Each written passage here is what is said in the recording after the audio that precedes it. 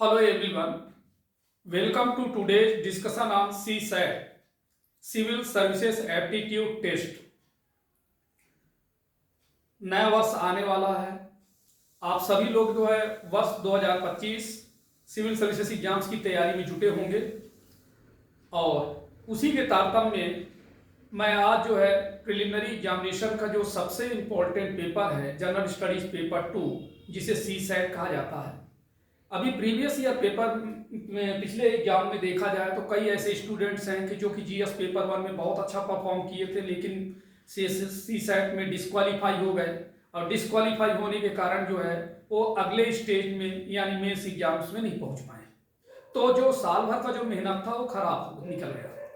तो उसी की वजह से आज उन विद्यार्थियों के लिए मैं UPSC सिविल सर्विसेज एग्जाम 2025 में CSAT को लेकर चर्चा करने जा रहा हूं। तो आपको CSAT पेपर को नजरअंदाज नहीं करना चाहिए। सिविल सर्विसेज प्रीलिम्स 2024 में छात्रों के लिए एक स्पष्ट संदेश था कि CSAT अभ्यास को तैयारी का एक निरंतर हिस्सा होना चाहिए। इसलिए हम UPSC प्रीलिम्स के क्वालिफाइंग CSAT पेपर से कुछ इंपॉर्टेंट विषय प्रस्तुत करने जा रहे हैं और उन प्रश्नों का हम 1 बाय 1 करके उत्तर देंगे। जैसा कि आप सब जानते हैं कि UPSC CSAT को पास करने की संभावना काफी हद तक क्वांटिटेटिव एप्टीट्यूड पर डिपेंड करती है। कई टॉपिक हैं, उन टॉपिक्स में से एक टॉपिक है क्वांटिटेटिव एप्टीट्यूड। इस सेक्शन को अपनी कमजोरी से ताकत में कैसे बदल सकते हैं? क्वांटिटेटिव एप्टीट्यूड कई विद्यार्थियों के लिए बुरा सपना रहा है। CSAT को पास करने और न्यूनतम 1/3 मार्क्स प्राप्त करने की संभावना काफी हद तक क्वांटिटेटिव एप्टीट्यूड पर डिपेंड करती है। हालांकि UPSC CSAT पेपर में कोई सेक्शनल कट ऑफ नहीं निर्धारित किया है, लेकिन हर उम्मीदवार को CSAT पेपर को पास करने के लिए इस सेक्शन से कम कुछ सवालों का प्रयास करना चाहिए। इस लेक्चर में हम उस स्ट्रेटजी पर डिस्कस करने जा रहे हैं जो आगामी CSAT 2025 एग्जाम्स की तैयारी करने वाले विद्यार्थियों के लिए सार्थक साबित हो। तो ये 5 स्ट्रेटजी जो हम आपके सामने लेके आए हैं,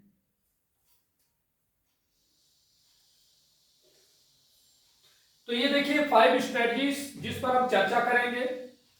first is understand the depth of every topic.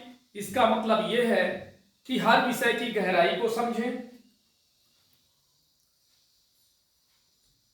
Syllabus के किसी भी चैप्टर को स्टार्ट करने से पहले आपको यह समझना महत्वपूर्ण है कि UPSC आपसे किस गहराई से आपकी जानकारी को परखता है।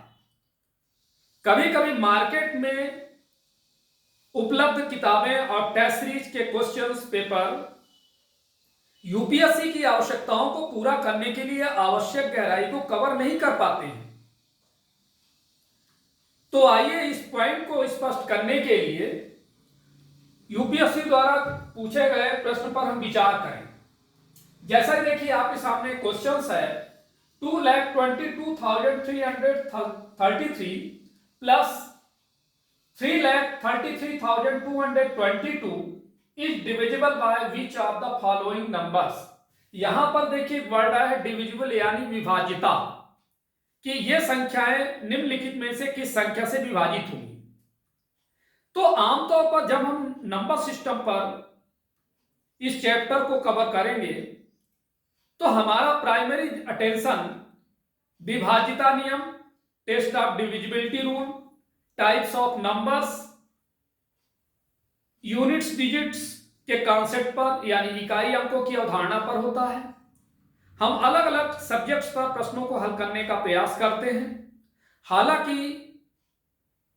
यह दिया गया प्रश्न सीसैट 2024 में यूपीएससी द्वारा पूछे गए परस्पर जुड़े हुए प्रश्नों को दर्शाता है और प्रश्न इकाई अंकों की अवधारणाओं के साथ साथ विभाज्यता नियम को भी जोड़ता है। तो आप सीसैट में पूछे गए प्रश्न पर विचार करें।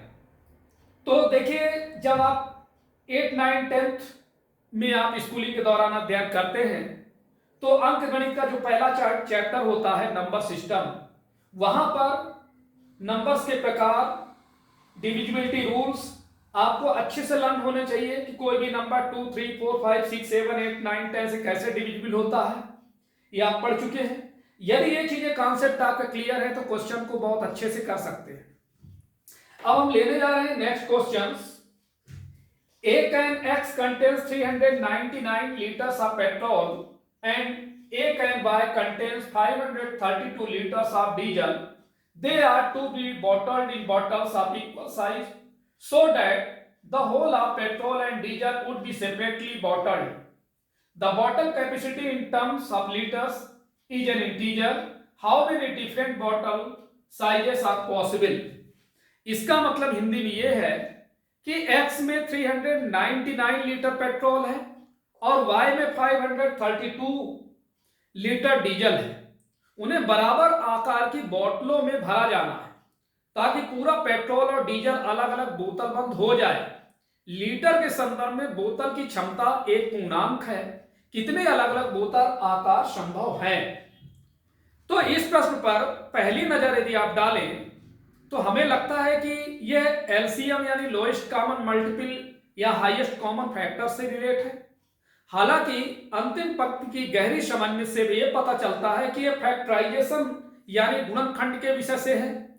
इसलिए यह समझना महत्वपूर्ण है कि यूपीएससी किस गहराई से क्वेश्चन पूछ सकता है और एक ही चैप्टर के विभिन्न विषयों के बीच कैसे इंटरलिंकेज है। कुछ चैप्टर ऐसे हैं जिनसे सीधे प्रश्न पूछे जा सकते हैं, लेकिन कुछ चैप्टर में इंटरलिंकेज की आवश्यकता होती है। अब हम आपके सामने देखिए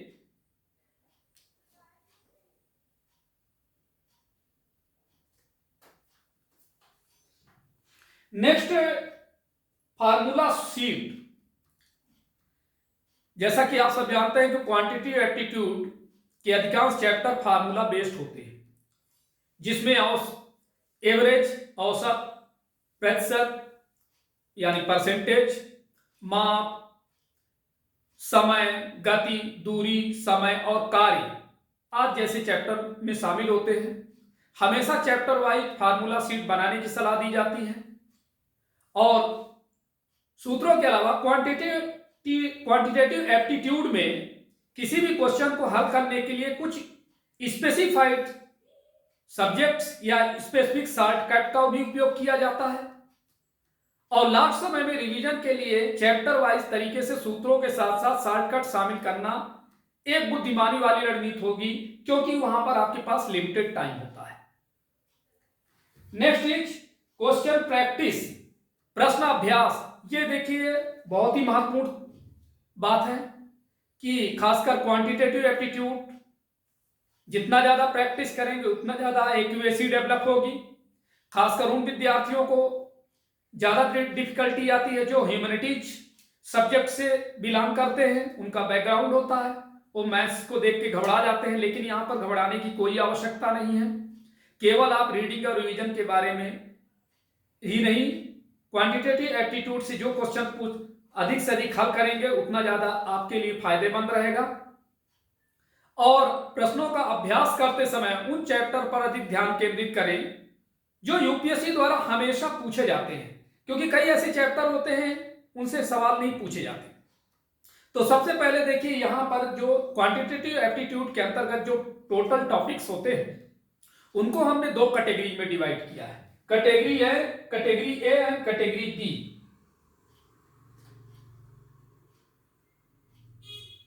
कैटेगरी ए में वे चैप्टर हैं जहां यूपीएससी लगातार हर साल 10 साल सवाल पूछता रहा है और वे आपके चयन के लिए इंपॉर्टेंट है। कैटेगरी बी में वे चैप्टर हैं जहां या तो फ्रीक्वेंसी कम रही है या भले ही वे हर साल पूछे जाते हों, लेकिन एक या दो क्वेश्चन ही पूछे जाते हैं। आपकी आसानी के लिए आइए यहां दोनों कैटेगरीज के चैप्टर को हम लेके आए हैं। जैसे कैटेगरी ए में हमने नंबर सिस्टम के अंतर्गत आते हैं LCM, HCF, concept of unit digit, exponents, divisibility rules, remainder theorem, odd even concepts, decimals, permutations and combinations, संचय और संचय, एवरेज, औसत, परसेंटेज, प्रतिशत, मिक्सचर, मिश्रण, टाइम एंड वर्क, समय और कार्य, रेशियो एंड प्रोपोर्शन, अनुपात और समानुपात। जबकि कैटेगरी बी में प्रॉफिट एंड लॉस, लाभ और हानि, सिंपल एंड कंपाउंड इंटरेस्ट, साधारण और चक्रवृद्धि ब्याज, टाइम, समय, स्पीड, गति एंड डिस्टेंस, दूरी, प्रोबेबिलिटी, प्रायिकता, मेंसुरेशन, क्षेत्रवृत्ति। तो मेंसुरेशन के अंतर्गत एरिया एंड वैल्यू सभी का अध्ययन करते हैं। तो मेंसुरेशन एक छोटा वर्ड है, लेकिन इसमें कई चैप्टर्स आते हैं। अब हम बात करेंगे जो सबसे महत्वपूर्ण चीज है, टाइम मैनेजमेंट, समय प्रबंधन। यूपीएससी सीसैट पेपर में टोटल 80 क्वेश्चन पूछे जाते हैं और इन्हें टोटल हल करने के लिए आपको 120 मिनट का समय मिलता है।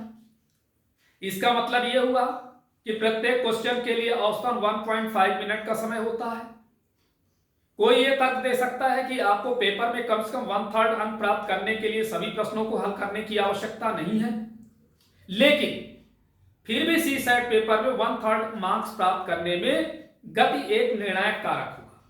क्वेश्चंस को प्रैक्टिस करने के प्रेजेंट फेज के दौरान आपको प्रत्येक क्वेश्चन को हल करने में लगने वाले समय की निगरानी करनी चाहिए। स्टार्टिंग में यदि आप किसी भी चैप्टर के लिए नए हैं तो कॉन्सेप्ट को समझने में कुछ एक्स्ट्रा समय लग सकता है और यह चिंता का विषय नहीं होना चाहिए। यद्यपि जैसे जैसे आप क्रमिक रूप से एडिशनल क्वेश्चन हल करते हैं, प्रत्येक क्वेश्चन के साथ लगने वाला समय कम होता जाता है। इस बात को स्पष्ट करने के लिए केवल प्रश्नों को हल करना, कॉन्सेप्ट को स्पष्ट करना ही महत्वपूर्ण नहीं है, बल्कि यह काम सीमित समय में भी किया जाना आवश्यक है, क्योंकि आपके पास लिमिटेड टाइम है। नेक्स्ट है प्रैक्टिस मिक्स्ड क्वेश्चंस। मिश्रित प्रश्नों का अभ्यास करें। एक बार जब आप सिलेबस पूरा कर लेते हैं तो मिक्स्ड क्वेश्चंस को हल करना भी आवश्यक है। एक ही चैप्टर से कई क्वेश्चंस को हल करने से आपको एक कॉन्सेप्ट को मजबूत करने में हेल्प मिलेगी। हालांकि अलग अलग चैप्टर से मिक्स्ड क्वेश्चन को हल करने से आप रियल टाइम के एग्जाम जैसी सिचुएशन के लिए तैयार हो जाएंगे। मिक्स्ड क्वेश्चन की जरूरत को रेंडमली तरीके से प्रीवियस ईयर क्वेश्चन हल करके या सीसैट के लिए टेस्ट देकर पूरा किया जा सकता है। अगर आपका second option mean CSAT test series चुनते हैं तो आपके द्वारा हल किए जाने वाले टेस्ट की संख्या में बैलेंस होना चाहिए। आमतौर पर यूपीएससी सीसैट के लिए 10 to 12 फुल लेंथ टेस्ट हल करने की सलाह हम देते हैं, ताकि आप क्वांटिटेटिव एप्टीट्यूड के लिए पर्याप्त अभ्यास आपका हो जाए। हालांकि सावधानी बरतने के लिए एक बात यह भी आवश्यक है कि ऐसी टेस्ट सीरीज से बचें जो बहुत ज्यादा कठिन हो। सामान्य रूप से करें, क्योंकि यहां पर आपको विषय विशेषज्ञता की आवश्यकता नहीं है। हालांकि यूपीएससी सीसैट में कुछ क्वेश्चन डिफिकल्ट पूछे जाते हैं, लेकिन हर क्वेश्चन कठिन नहीं होता। ज्यादातर क्वेश्चन इजी टू मीडियम होते हैं और इसीलिए प्रैक्टिस मिक्स्ड होना चाहिए। तो आज इतना ही। All the best.